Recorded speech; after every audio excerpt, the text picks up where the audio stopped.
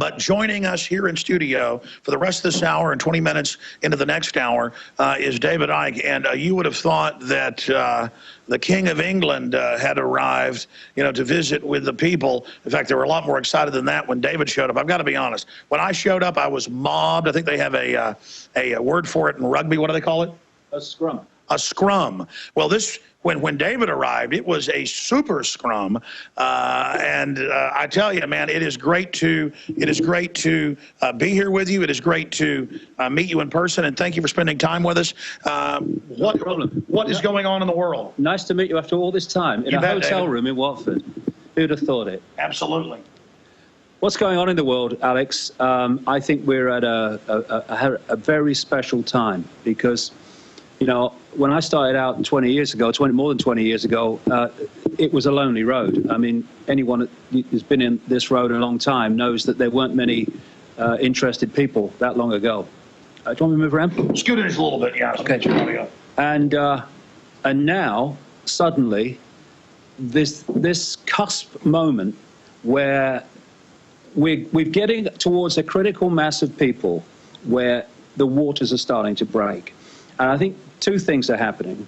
First of all, the endless toil and effort, apparently against all the odds, banging your head against a wall, year after year, decade after decade. Eventually, we've seen a point now where the wall is starting to show cracks in it. We're starting to get this information out to enough people so that they can see that the world is very much different to what they thought it was. But there's something else happening, which I think is just as important in a way, and interacts with that. And that is that this agenda has now reached the point where it's not in the shadows anymore in terms of the way it's playing out. It's still in the shadows in the deep inner sanctum that's orchestrating it, but in the way it's playing out, in the banking crash, in austerity, where there's been this fantastic transfer of wealth from the people through governments to banks and the elite, and after Cyprus now, they've started to actually take the government out of that equation and go straight into people's bank accounts. All these things are coming together to get people to look at the world in a different way. People are seeing the world and they're thinking, what's happening? I don't like what's going on. This is happening, that's happening, what's going on? Fortunately, after all these years of effort, there is now a massive alternative media that actually has the ability, which is what's going on, to say to people in that state, this is why it's happening. And it's making sense to people. It's making sense of the world to people that the normal mainstream explanations of everything are not making. And this combination of people's life experience and the information explaining the world in a different way, this is coming together in a way that is really starting to break the waters. And this weekend is so symbolic for me. You know, we've all been chasing and trying to expose the Bilderberg group for a very long time, decades, when people said it didn't exist and it didn't matter even if it did. And the mainstream media didn't touch it. You never saw it mentioned. These people were meeting in different parts of the world, and the mainstream media wasn't mentioning it. And now in Britain, in 2013, we have seen the biggest mainstream exposure of Bilderberg in history. And we're not finished yet. There's 2 days to go. And the genie is out of the bottle, and it ain't going back. Because once you start to realize, and it's new to you, that actually these people who are making decisions about where the direction of everybody's lives on the planet are going, and they're meeting in secret with the corporations and the banks and the inner sanctum of the elite in a hotel in secret, and we're not allowed to know what officially what they're discussing and all the rest of it. This has been a bloody revelation to people who are new to this, and it's happened because this has got into the mainstream for the first time. It's a great weekend. It's the discovery of the shadow government. Yeah. You know, what we've been talking about all these years, that actually, if you go high enough, there's only one oil company, there's only one biotech company, there's only one big pharma company. In the end, there's only one political party in terms of major political parties in every country. That's kind of been, oh, yeah, well, you know, that's over the top. That's exaggeration. But here we have, in Watford, on the outskirts of London, the proof of that in the sense of these different elements, which in any so-called democratic society should be kept apart from everybody. And if there are discussions going on and what have you, they should be in public. Now it's in the open and in the mainstream media, not the big picture of why it's happening, but the fact that it is happening. And this is opening so many people's eyes to the fact that this hidden hand is not a myth, it's the truth. It's a great weekend. It's a pivotal weekend. And it's a weekend we'll look back at and say, yeah, you can put your finger on that. That was the time that the change and the transformation became obvious. Again, David Icke is our guest in studio here in our hotel room, our makeshift studio in Watford, England. And I've got a bunch of questions for David. We're going to break here in a few minutes. We can get started with these now. But I wanted you to repeat what you said when you first got there and gave kind of an impromptu speech. Whenever I made the point that they want us poor. I mean, they write documents, they say that, but still the general public, I don't think, gets why they want us poor. So, David, we got about 2 minutes to break. Describe why they want us poor. Well, if anyone's seen the movie The Hunger Games, where you had a tiny elite in what they call the capital, in high-tech, mega luxury, and the rest of the population in the country was in mega poverty. What they want, you know, people talk all the time, and so they should, about the attack on the middle class in America. When this attack on what we call the middle class, it's slightly different meaning, but in this country too. And the reason that that's being targeted is because if you have a middle class as was, you have a graph which goes from poor up to rich. If you look at the graph now, I saw one the other day. Skip this network break. We're skipping the break. Go. I saw one the other day on an official mainstream website in America, and it went like this: poor, middle class, hardly much movement, and then straight up. And the straight up was 1%, and it was so big that they had to put the top of that pyramid next to it to get it on the page. And we're already getting there. And so this is the society they want. And for me, when you're researching something, knowing what the end is and knowing the means of manipulation to get there are absolutely crucial to understanding the game. And what they want is a mega, mega rich. I mean, it's become known as the 1%. It's probably much less than that if you get the mega, mega rich. Right up there, right, mountain high. And then a mega poor population that's basically in the same boat. And this is why I say to people, and just very quickly, this is why the Cyprus thing was set as a precedent to go directly, not through governments, to go directly into the bank accounts of people. You walk through the bailouts. Explain how they do it. First, it's too big to fail. They sign you onto that. Then explain it. Well, what they did in 2008 was they crashed the economic system on purpose. Problem, reaction, solution. They then started this incredible transfer of wealth for the reasons I'm just talking about, from the people to the banks and the elite via governments. What they did in doing that was transfer the problem from a banking crisis into a government debt crisis.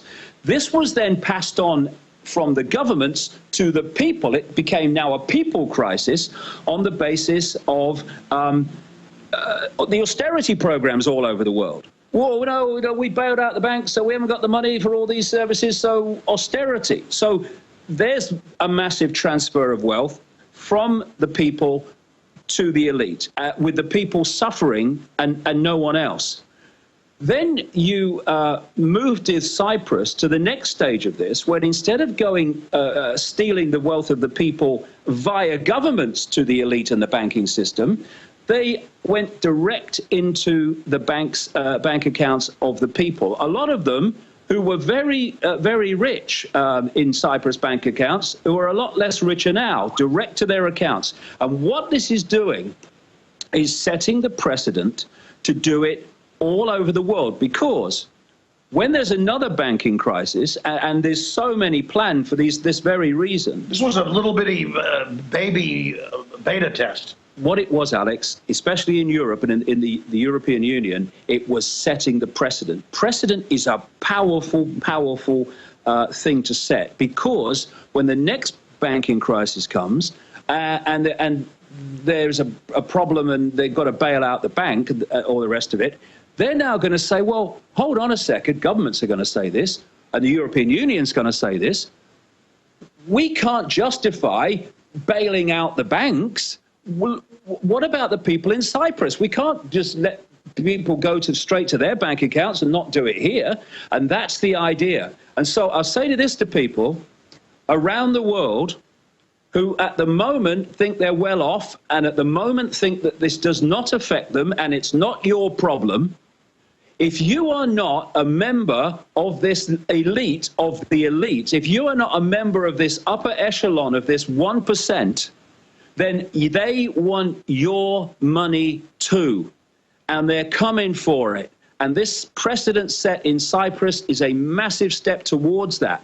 They want you as poor as the people you think, well, they're poor, they're not my problem. The idea is to make it your problem. And therefore, we have to come together and put down the fault lines of income bracket and so-called class. We're in this together because they want us all mega poor, not just the currently mega poor. That's right. It is a total tool of political control, and they write books about it. Whether it's Henry Kissinger and his Memorandum 200, or whether it's the science czar, John P. Holdren, or Agenda 21, they say they want a post-industrial world where they're in these government and corporate and university reservations. They're above the law. They get the life extension technology. They get it all. And that's only the next phase. In fact, where did that newspaper go that I had? Here it is, right here, David. This is what I want to talk to you about next. Then we'll get back into Bilderberg. We'll get back into, is this really the beginning of the fall of Bilderberg? I also see a key line we may be passing where, okay, we have the awakening, but if people don't do something, then it just kind of sets a precedent that, okay, we accept that. Yeah. So I want to discuss that with you. I've got a bunch of points I want to go over, but the London Independent, and you look at the cover of it today, half of Britons alive in 2020 will get cancer. And they're now saying in the next few years, half of Americans will have diabetes. And in the rats and all the studies and all of it, we know what the vaccines, we know what the GMO, we know what the sodium fluoride, we know what it's doing. And then the globalists write books, from Bertrand Russell to John P. Holdren currently. They get caught all over the world giving little kids SV40 cancer virus.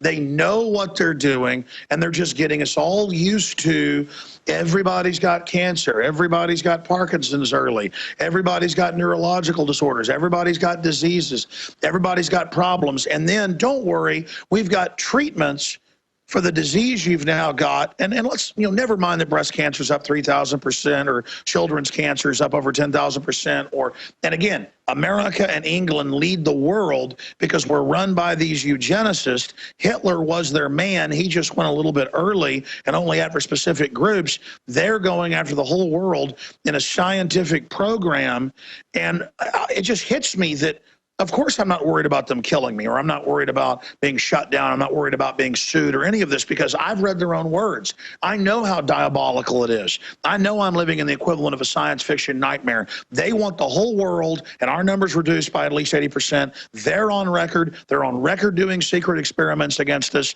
all over the world. We know the people running our countries are the most wicked people on the earth. We know they're funding al-Qaeda and using them on innocent countries like Libya and Syria. We know they're spying on us without warrants. We now know they're criminal. What we've all said, unfortunately, is all being confirmed. And it's bizarre now to have people really listening to us because, you know, now there's that much more of a responsibility. But what about the fact that this attack is so over the top, David Icke, that's what they almost have over on us, is that it's so diabolical, so crazy, so evil that, yeah, people can finally get they're spying on you without warrants. They can finally get that they're taking poor people's tax money and giving it to offshore billionaires that control trillions who want their money to be worth more by bankrupting you so they can buy it for pennies on the dollar. They're replacing humans with robots at Foxconn factories and saying, good, go jump off the roof. I mean, we are already in the middle of just insane times. How much more crazy will it get? And how does this cancer situation tie into it all? Will people sit there and watch their families die, David Icke, and not care about the globalists doing it to them? I've said for so many years, one of the greatest ways of suppressing a population is to suppress their sense of the possible.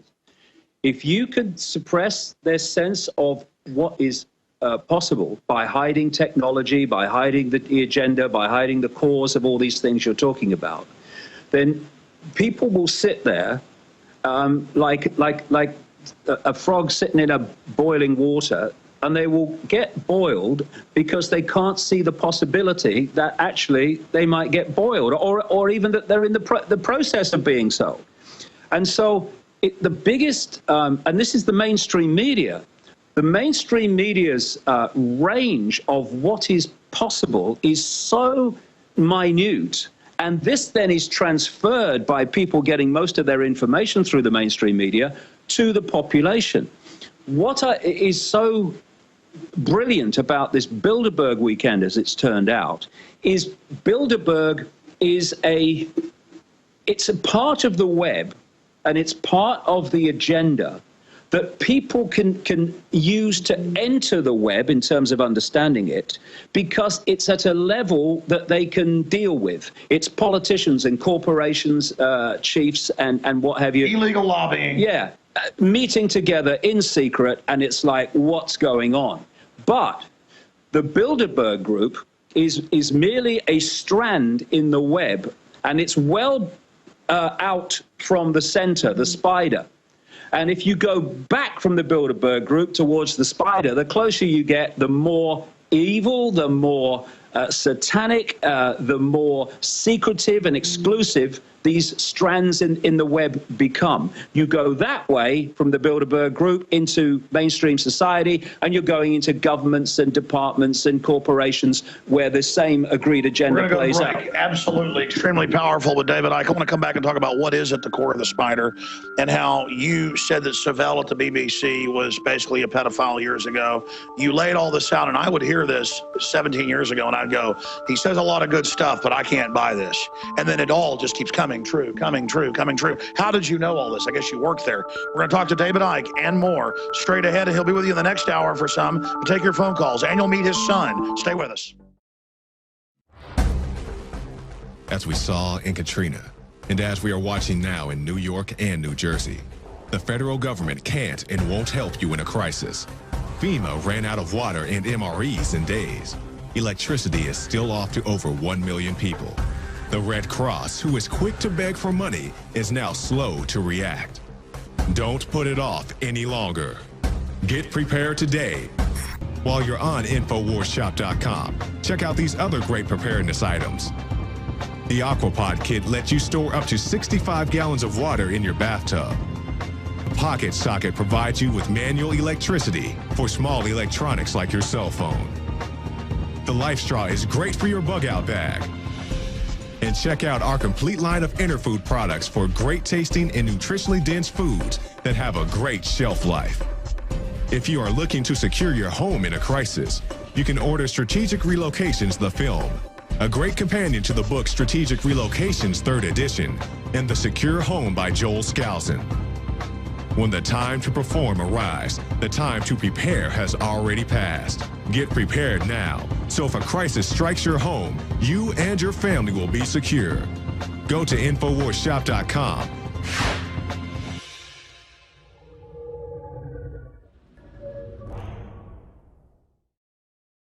When I was talking to David about this anti-human agenda and why are every major institution in the world, whether it's Russia or China or England or the U.S., Catholic Church or the BBC, or why is it pedophiles and necrophiliacs and devil worshippers? I mean, I never get sick of my wife. I never get sick of a glass of red wine. I never get sick of enchiladas. I never get sick of a sunrise or sunset. I never get tired of just green grass, good stuff, paddling in a kayak down the river.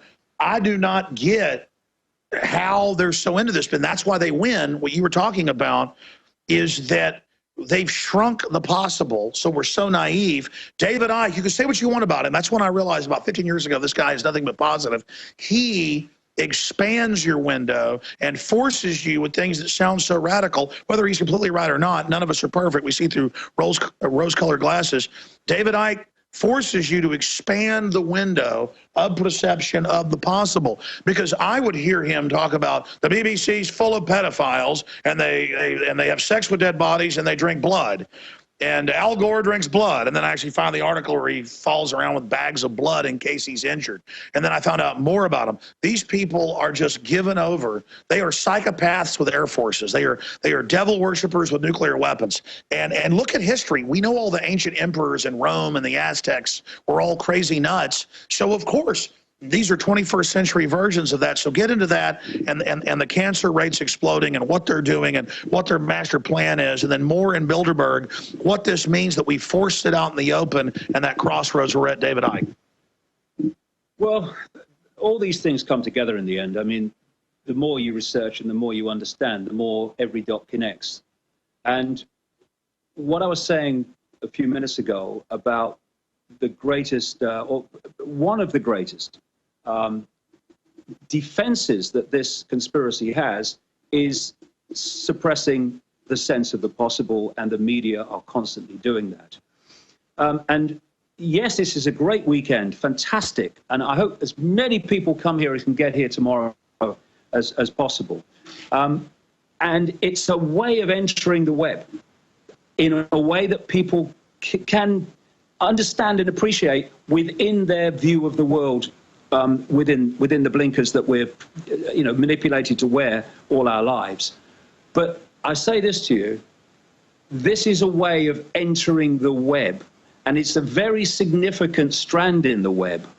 But to understand the Bilderberg group's part in all this and to understand the web itself, all preconceived ideas since the day you were born, all belief systems, all senses of the impossible just have to be allowed to fall.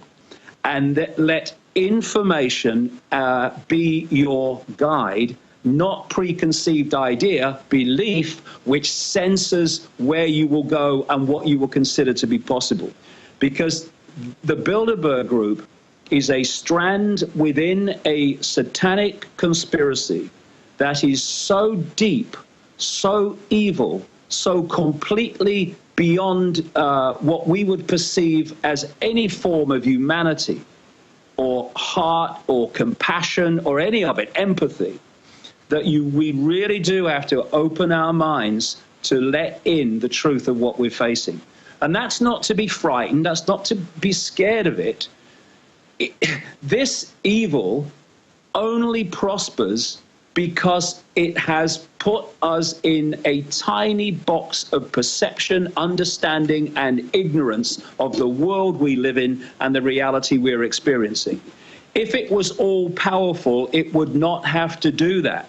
And if we open our minds, open our hearts, and let our minds expand where they want to go, rather than holding them in a position that we're programmed to hold them, then together, this is a house of cards that we're looking at. This all-powerful evil. No, It's a house of cards, and it's absolutely dependent for its survival on humanity en masse staying asleep.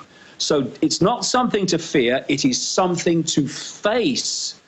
And so anyone that's coming in now and seeing this, Bilderberg, oh my goodness, what they meet in secret, oh, I didn't know that was going on. Well, strap in, because that's the start of the journey through the web. Because, you know, what Alex was talking about is what is actually unfolding in front of our eyes. There is a mass operation, not coming, not somewhere over the rainbow, sometime never, that is happening in our lives now, which is to create a massive, massive cull of the population.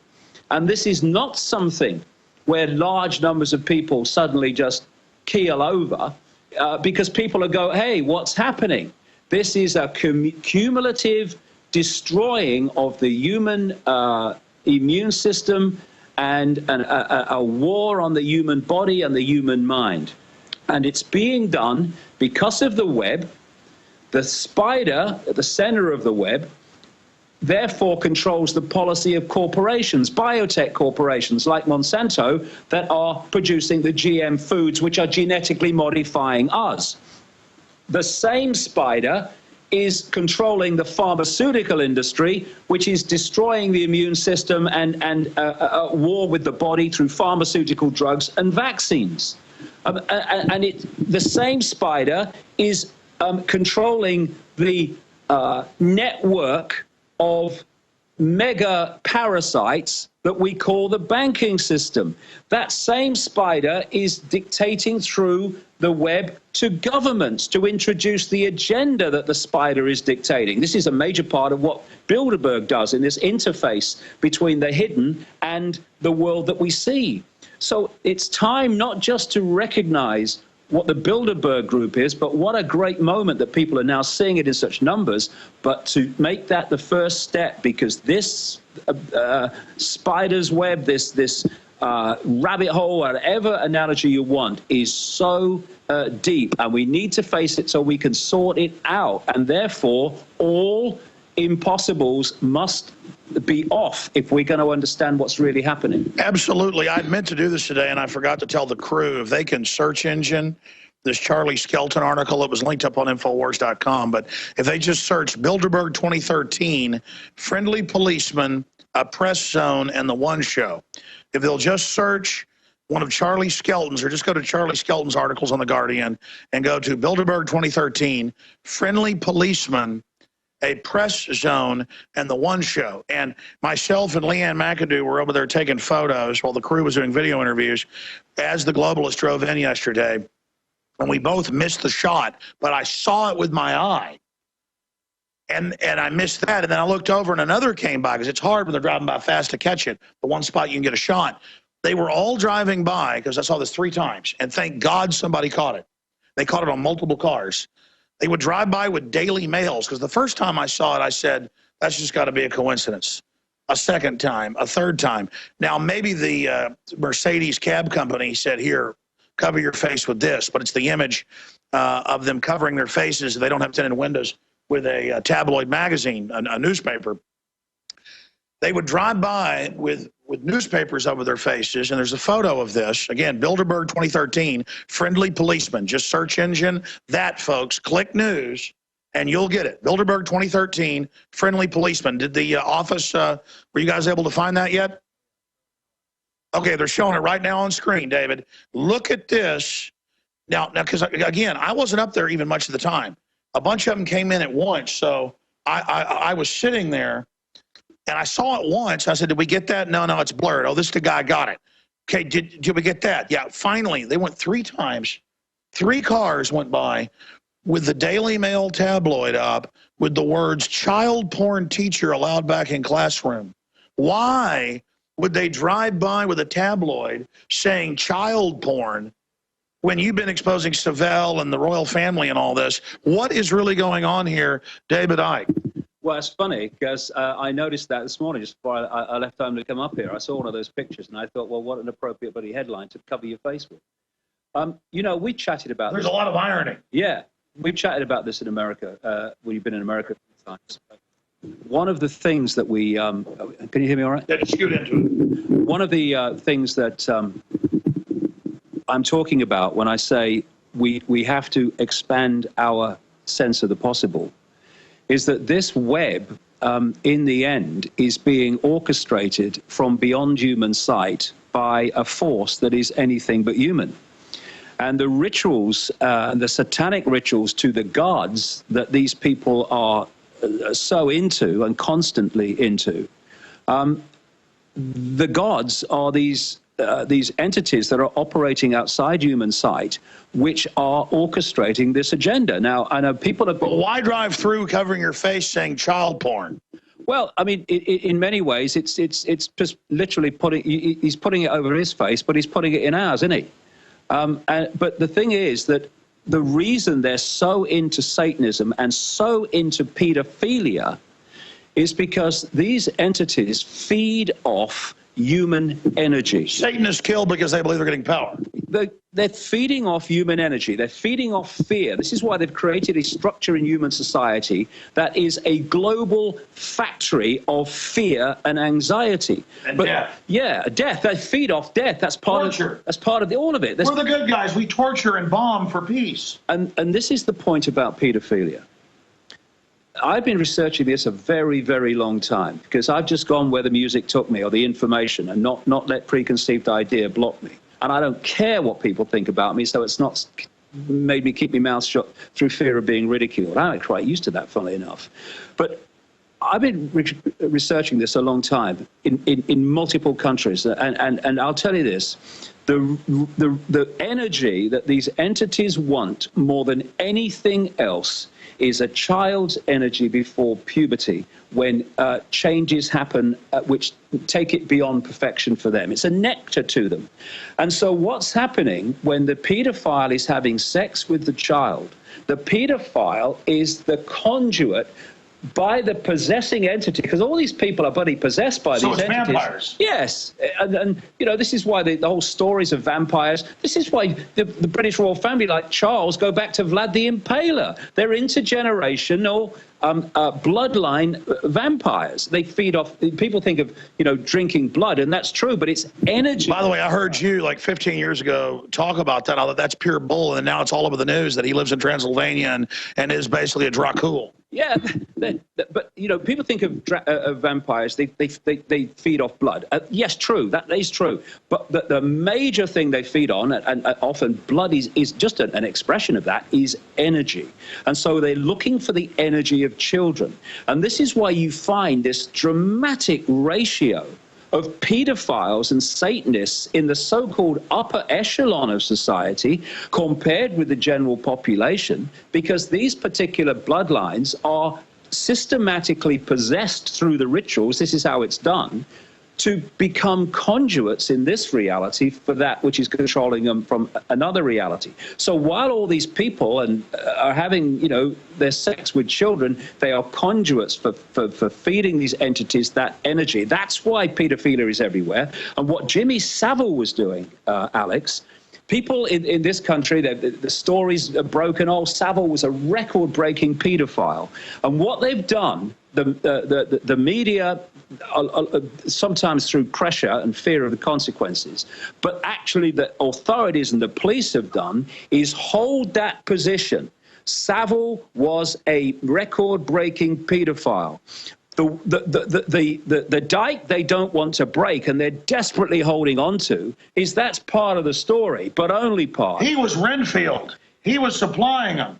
He was supplying politicians like Ted Heath, a man I exposed as a Satanist and child killer 7 years before he died, in a book. It was read to him, the passage was read days after it was published in 1997, 98.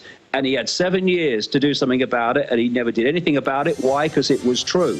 Savile was also brought into the inner sanctum of the British royal family. So they don't just rape kids, they slit their throats. Oh, they do all. Well, that was the speciality of Heath, yeah. Well, stay there. We're going to go to break right now, folks. All I can tell you is from my study, they're all into this, whether it's demons or whatever that are running them doing it. Christians say it's demons. He says it's something else. And all the same thing. Yeah, all the same thing. Same thing.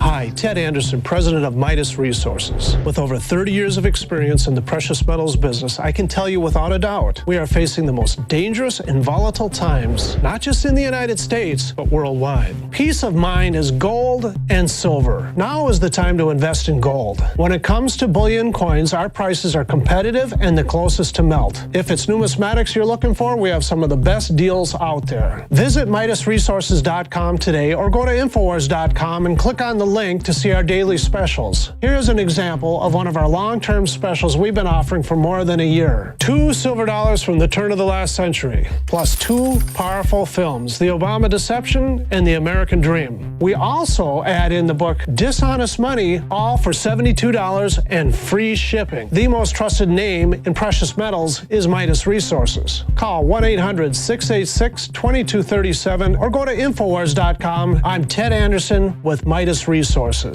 We are now only entering the edge of a global financial superstorm, the likes of which the planet has never seen. Here in the United States, the private Federal Reserve is giving more than $85 billion of taxpayer money a month to themselves and other offshore foreign banks. And the worst part is, we have to pay the bank's interest on the money we give them. There is now a race between the global central bank mafia cartels to see who can devalue their country's currencies the fastest. We are already seeing big increases in inflation at the grocery store and the gas line. This will eventually lead to hyperinflation. More than a dozen top globalists like George Soros have been buying record amounts of gold while at the same time bad-mouthing it to the public. Don't just listen to what they say, watch what they do.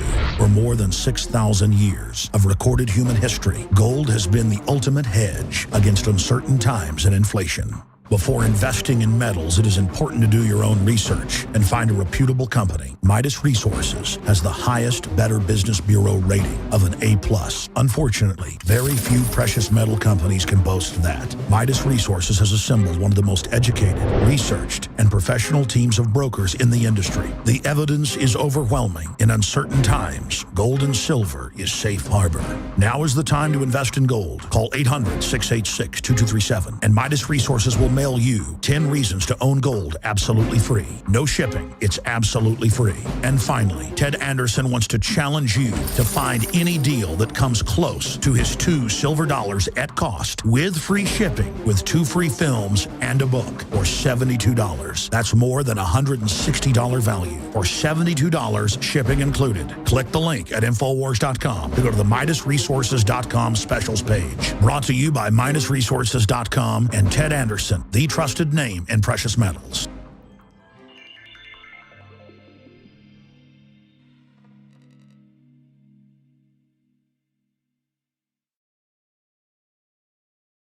All right, we're going to go 30 minutes into the next hour, and David Icke's going to be here with us. We're going to have his son, who works on the site and is really an informed person as well, joining us here on the broadcast. And I just want to be clear about this. I've had the biggest shows on BBC, Sky Television, you name it, call us, and they want us to come into town and, you know, be on their shows, and we may do that. But the point is that they would kill before not to admit Bilderberg even existed. And of course, we're like, here it exists, here's their minutes, here's declassified documents, the CIA helped set it up. It was a Hitler plan to put the whole of Europe under an economic dictatorship, the EU. Here's the name of it. I talked to the member of the EU Parliament. We heard that in the first hour, who exposed it. That's what's so frustrating, is that I know the Federal Reserve is private. I've read their charter. You can read it right now. It's public. You go to the Library in Congress and read it, not just online. I know the Bilderberg Group was founded in '54, but was actually around before that. I've had National Archive documents leaked to me. WikiLeaks has got them, but a lot of it's public. And the media sits there going, you believe it exists. BBC still tried that. The other media knew the jig was up, but they know they're lying to their viewers. It's about hearing, well, it doesn't exist, but I know it exists to make you feel small. It's about keeping that idea small. So whether it's demons, whatever it is, I can't prove any of that. I know that you don't get into these upper echelons of the elite unless you are into devil worship, hurting children. And I know every culture ends up being run by an elite that does that, when no one I know acts like that or believes like that. So regardless of what runs it, regardless, it's going on. And David Icke, how did you discover, you know, all of this? Because you said you went to, I think it was Peru, by some standing stones and had a vision. And, you know, I don't get into New Age type stuff. I don't even believe in all that. I went to Stonehenge and walked across a line thinking, oh, this is boring, and instantly felt energized. Is that what we're talking about? Yeah, I mean, I've talked to you on the show before about the fact that, you know, this reality is a projection from an energetic information blueprint, a bit like wireless internet. And you believe that scientists have found now that it's a computer program, that that's the hack? Yeah, that's the hack. But the thing is that the energy that you felt, and see, the Earth has an energy field. We all know that. Everyone accepts that. But it is interpenetrated with a network of lines. They're known in Britain as ley lines or meridian lines. These are lines of force. Now, where many of these lines cross, think of it as a web. It literally is a web of energy, electromagnetic energy. So where lots of them cross... That's how birds navigate. Yeah, well, yes, these are the electromagnetic fields. By the way, it's now been proven that we all have these cells in our brain. Yeah, these are the electromagnetic fields that they use to navigate. And so many other things happen that are called paranormal. The scientists, you know, like, you know, Stonehenge is a good one. Stonehenge is where the bloody scientists ought to be. That's where their minds are in terms of, you know, understanding reality as it really is. But the scientists kind of dismiss that. So they're going, this is a mystery. But when you understand you've got this unifying field which unifies everything, suddenly the paranormal becomes perfectly bloody logical. But where lots of these lines cross, a massive vortex of energy is created. And if you do things in that vortex, you affect the Earth's energy field in a much more powerful way. By the way, I thought it was a joke, had forgotten it, was on the phone and walked across a line, and they kept going back, and my whole crew felt it. Yeah, I mean, I was doing this. Have you been there? I've been loads of times. You know, this is something I researched at great length years ago, and it's not New Age. Some people who do it you call themselves New Age. What it is simply understanding reality on a level that mainstream science does not understand and does not want to understand. Why? Because it's controlled by the same network, and the last thing that network wants the target population to do is understand the nature of the reality it's experiencing. That's right. Going to break back in 60 seconds. And by the way, I did look it up. Guess what the Grove's on? The very same ley line. Jakari Jackson here, and I want to talk to you for a second about water. You know about ProPure, our flagship water purification system, but check out some of our portable water filter products at InfoWarsStore.com. The clearly filtered water pitcher. Also, for those of you on the go, we have the Athlete Edition filtered water bottle and the RAD Eliminator Pro filtered sports bottle that removes radiation. And keep in mind, we have replacement filters for all of these products. The ever-popular grab-and-go bag favorite, the Life Straw, the Crystal Quest shower filter system, and the Aquapod kit, great for mass storage of water. And while you're at the InfoWars shop, pick up a copy of our latest book, 31 Days to Survival. You can find all this and more at the InfoWarsStore.com, and don't forget it's your support that funds our operation. Sign up for our free newsletter at InfoWars.com/newsletter.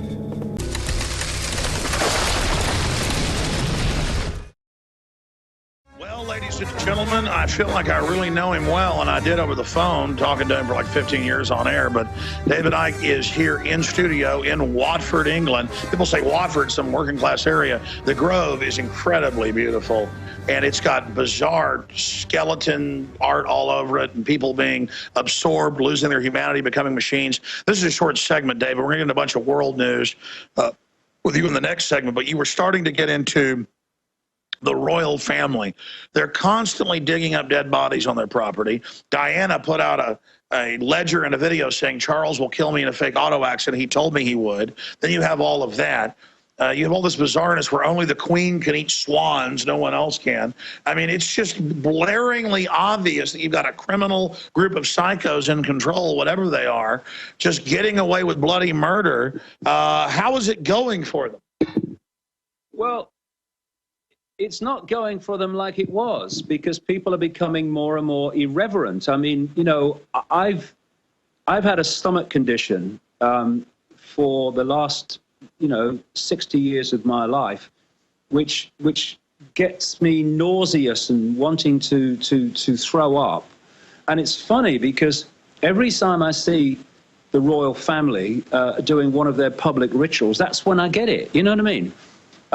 And it's about worshiping them. Yes, they want to be worshipped. You have this thing, you can't turn your back on the Queen. I wish I met her. You watched me.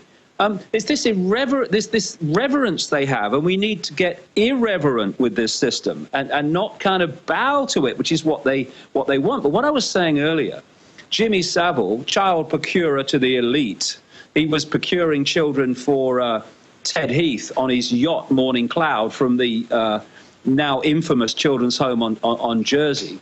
But he was, by his own words, introduced, this guy's a disc jockey. And in the end, he wasn't even that. But in his own words, he was introduced into the inner sanctum of the royal family by Lord Mountbatten in the 1960s, the mentor of Prince Philip and Prince Charles. And he said to do favors. I can get them things. Yeah, Mountbatten is a known paedophile. He was involved in paedophilia at places like the King Cora Boys Home in Belfast and what have you. And ask this question. Media, ask yourself this question. What is an aging disc jockey doing in the inner sanctum of the royal family, so close that by his own words, and I know this from other sources who were very close friends of Princess Diana for 9 years before she died, that he was asked by them to be the go-between and the mediator between Diana and Charles when their marriage was breaking down. What's going on? And I'll tell you how I knew about Savile. This is a very, very interesting story. In 1997, 98, I was asked to go to a little meeting at the House of Lords. I'd never even been into the House of Lords. I didn't know what I was going into. And it was just a small group of people. And we just had a chat in the afternoon, but there was somebody there who wasn't from the House of Lords who was saying some very interesting things about the death of Princess Diana. It was about 98, not long after it happened. And I called her over afterwards. I said, how do you know all that? And she says, well, my best friend was the best friend of Diana for 9 years, and they fell out about 2 years before Diana died. She said, I think she'll talk to you. A few weeks later, or days later, she arrives on the island where I live, and I've got all this on tape. It's still at home on tape. And she told me about... You gotta air that. Yeah, it's on one of those old tapes. It doesn't matter. Yeah, but this is the point. What she told me in 1998 was the way that the royal family treated Diana, that Jimmy Savile was on the inner sanctum of the royal family, and Princess Diana called him a sleazebag, and that he was a necrophiliac and Hold on. Well, I want to repeat all this and get to the rest of it when we come back from break. This is too powerful, and you're only going to hear this type of stuff because I'm the craziest man in America, crazy like a fox, to put the truth on the air. It's all come out, the necrophilia, everything. Many anthropologists and archaeologists believe that before man even discovered the power to harness and use fire, we were involved in agrarian activities. That is, taking the seeds of plants and then replanting them to produce more. The very foundation of our modern civilization and human culture is centered around the planting and cultivation of edible plants, fruits, vegetables, nuts, you name it. And the globalists have been going after gardening. They've been harassing people that have gardens in their front yards or their backyards. They've called for licenses for people to have gardens because you can't trust prisoners in the police state America to be able to grow their own food.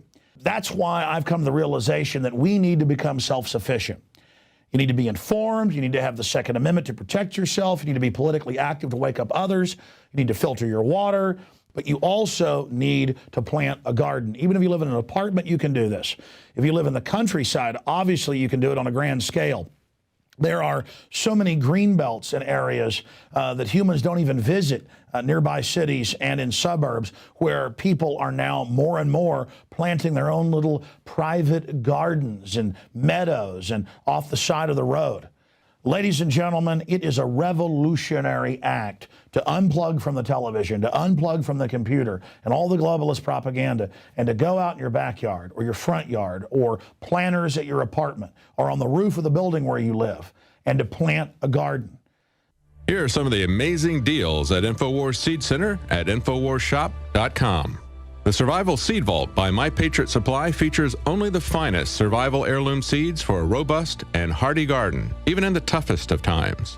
The ARC All-in-One Seed Kit contains 70 varieties of 50,000 seeds of fruits, vegetables, medicinal, and culinary herbs. All ARC seeds are heirloom. Each type is labeled and sealed separately for ease of use and longevity. The Deluxe Emergency Seed Bank combines 3 of Emergency Seed Bank's top sellers: the Family Survival Emergency Seed Bank, the Medicinal Herb Seeds Pack, and the Culinary Herb Seeds Pack. We also have starter varieties of the deluxe seed packages for fruit, salad, salsa, peppers, and medicinal herbs and more. Go to the InfoWars Seed Center at InfoWarsShop.com. A little seed can grow a huge tree that produces fruit for up to 50 years. We have the best life bombs. That's what these are. We have the best weapons against death out there at the lowest prices, waiting for you to lovingly plant them and lovingly grow them and lovingly eat them and share them with others.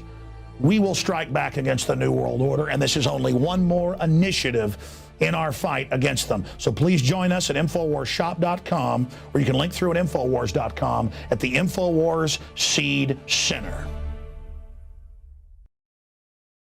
We got David Icke here, meeting him in person for the first time ever, in the middle of just a globalist political bloodbath. You've got the New York Times saying Obama, let me get the exact headline, can no longer lead. He is completely discredited. And again, that's supposedly the paper of record. He's just a puppet now they're trying to discard. They think he can't get any more of an agenda through for him.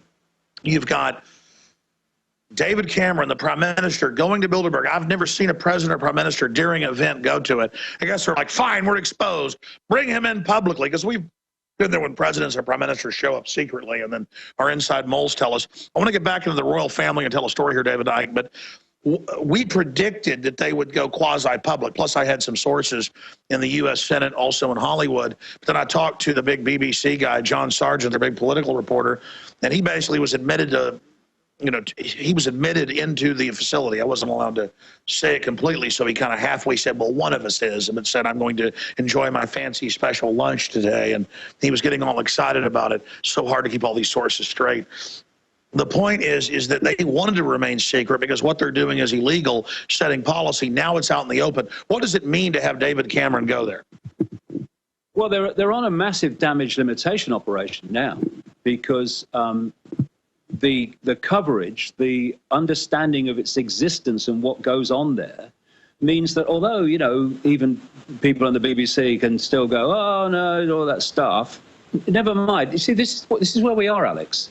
We're at a point now where great tracts of the public, the awakening public, are far more informed about the world and what's going on than the flipping journalists on the BBC, etc. They're still in the land of the bewildered. She was telling me it didn't exist still. Yeah, well, does she know what a buffoon? I mean, or is she trying to put people back in the box? Well, I think, from my experience within the BBC, is don't, and you were a national TV host on and also so many other mainstream journalists, is never underestimate the level of ignorance. See, what you have with journalists is this combination which always kind of hunts in packs or hunts in pairs. It's arrogance and it's ignorance. The ignorance means they don't know their backside from their elbow in terms of what's going on in the world. But the arrogance means that if it was going on, then they would know about it because they're a journalist. And often they're, of course, the last people to know about it. Jim Tucker admitted that he was arrogant and said, how dare you? There's nothing secret in politics. I'd know about that. Yeah. Well, this is, and then he set out to expose it. Yeah, but this is the thing. When you are a journalist and you think that because you're a journalist, you would know about it if it was this big, this is the point. They have no conception of what's happening in the world. What they do is they report dots. I mean, this is coming back to what you said earlier. They will report in The Independent that there's a massive explosion of cancer in Britain. Here, they will report something about vaccines. Here, they will report something about what's going on in politics. Here, they will do something about fluoride in water. What they don't do is bring the dots together so you can see the web, you can see the tapestry. They won't do that. And Bilderberg now are in a point where it's like being caught. You know, when you're doing something you shouldn't be doing in a bedroom or something. And suddenly the door opens, and suddenly you're standing up and you're brushing yourself down. Oh, no, nice to see you. Nothing's going on. So look, the Prime Minister's here. Yeah. So now they're trying to go, oh, well, yeah, but it don't matter. I mean, it doesn't really matter. Yeah, we exist, yeah, but it doesn't matter. But the public are ahead of them. This is the point. The public are not going to accept this. They won't take this rubbish anymore on the scale that they have before. Now, this is very controversial, folks, but everything he's talking about, because I'm a news hound, I know has been in the news.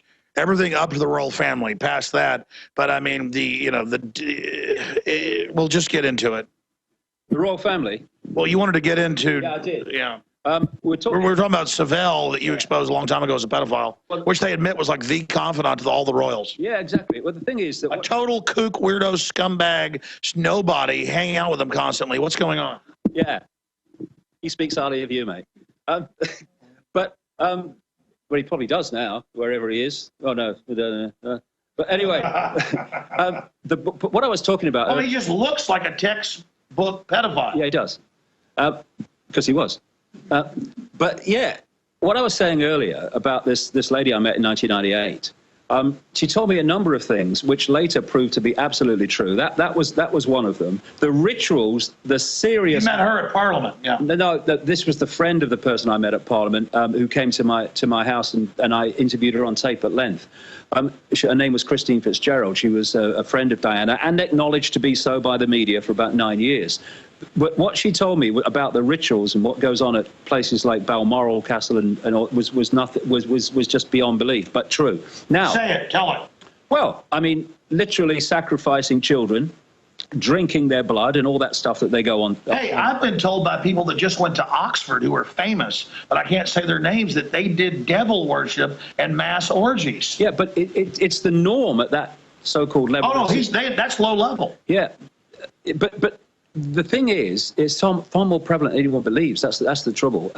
But the thing is that what she told me was that, first of all, this is 1998, that she was an alternative healer. And Diana used to go to her for healing and stuff like that. Because she had nobody else. She was just on her own in the middle of that Addams family, that evil Addams family we call the Windsors. Anyway, what she called friendly people at MI5 were doing were leaving notes for Diana, knowing that when she came, she could pick them up.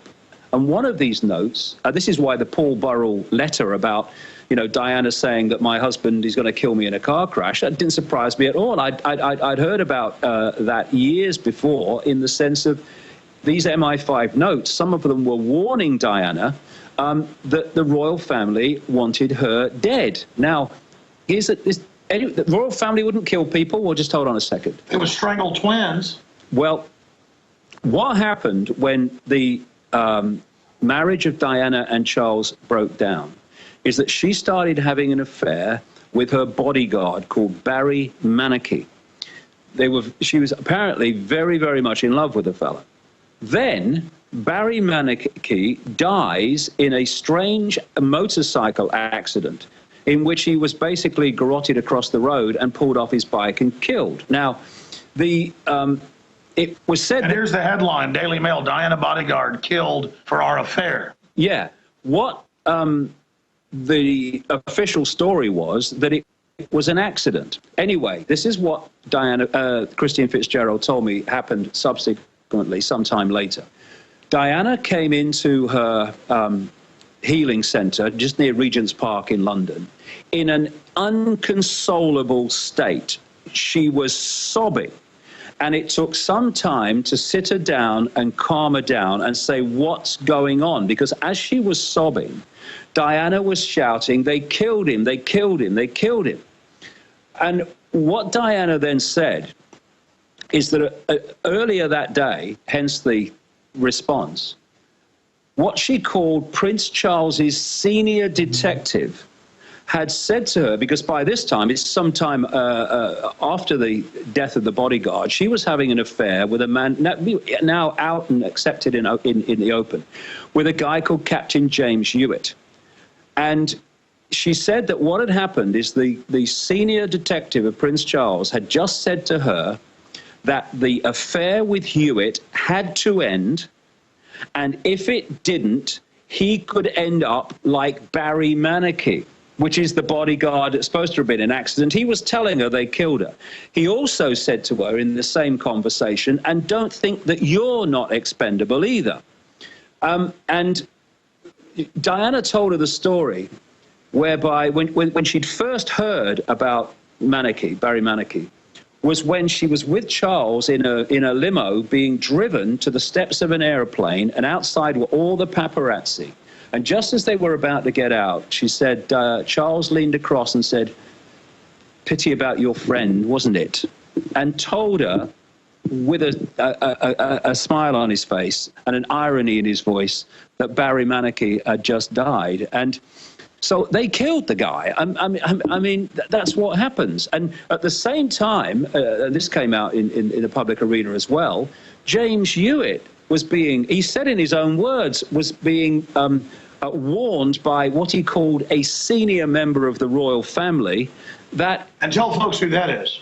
James Hewitt, he was the guy who had the affair later with Diana. And he said publicly that a senior member of the royal family had contacted him and said the affair must end, or in effect, they can't be, they can't say what the consequences would be. In other words, he was being threatened in the same way. The royal family, the Windsors, are an evil intergenerational bloodline with human and non-human DNA and hearts of frickin' stone. Hello, this is Hank Hill, and I'm telling you what, you need to listen to Alex Jones. Yeah. Infowars.com. My judge, what is the secret of the universe? Infowars.com.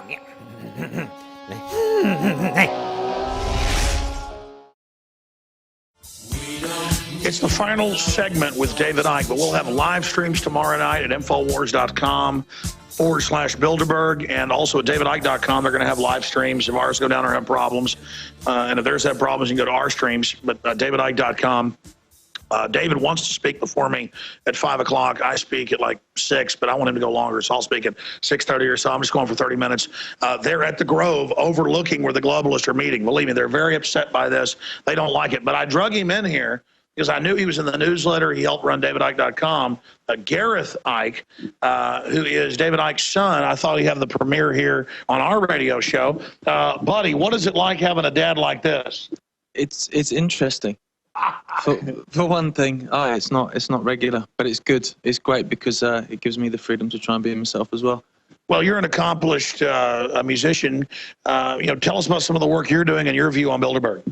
Well, to be honest, I was a musician for a long time, and I was trying, like all young people do, is to try and break into the industry and try and make it, whatever making it means. And then I found out from the inside just how corrupt and just how bent the whole industry is, which kind of freaked me out a bit, to be honest, because obviously, Dad's been talking about this stuff for a long time, but to actually see it, I was offered £100,000 on my first album to take the album as an advance, based on me changing my surname and saying basically I didn't agree with anything that Dad had ever said. I was offered it there on a plate, and obviously told them to stick it up their arse, obviously. But that kind of woke me up a bit, and now, the music industry is so corrupt that all the musicians are, and it's the same at Bilderberg because there's lots of musicians around as well. There's some really, really top-notch musicians that are turning their back on the establishment and on the music industry and doing it on their own. And I'm happy to be part of that. It's great. Making noise. And give people your website. Yes, just GarethIcke.com. Yeah, I'm normally talking rubbish on there, but it's all good fun. And there's loads of songs on there too. GarethIcke.com. And in closing, I'm going to come back with all the news, folks, all the info in the next 30 minutes I haven't gotten to yet. David, we're talking about how they try to intimidate us, and when we don't fear them, then they are pathetic. What is the key, in closing, in about 3 minutes to defeat these people? Well, if I could just say very quickly, Alex, this fella was at school when the ridicule of me was at its peak, and he went through a nightmare at school as a kid, being ridiculed day after day after day, and he's still sitting by my side. This is one hell of a bloke, I'll tell you, and he's a fantastic musician.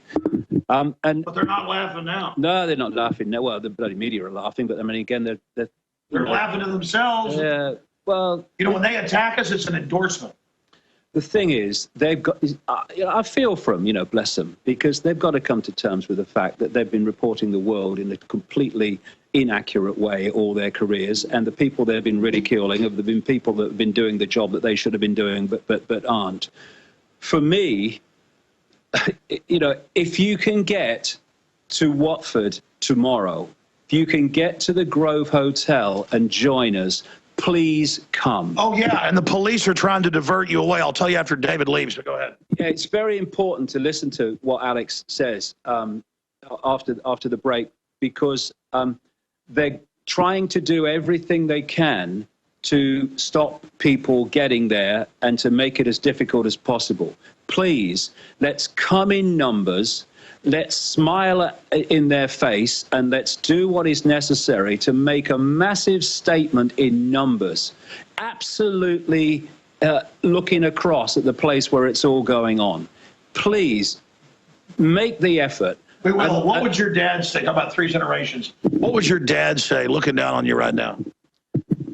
Well, my father was someone who was highly intelligent and a rebel, but of course didn't know anything that this was going on.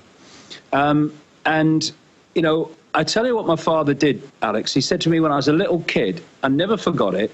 He said, "You're never finished in life until you sit down and say to yourself, I'm finished. Until you get to that point, no one can stop you." And I remembered that through the ridicule years, and I remember it now because, you know, this is a great weekend and it's a great step forward, but my goodness, have we got some work to do in the years ahead. Massive. But that stuck with me and got me through so much. And this kid, I tell you, this fella went through hell as a child because of the abuse of his father. And the fact that he's still going and so successful, I'm so proud of this boy, I can't tell you. And my other kids as well, Kerry and Jamie.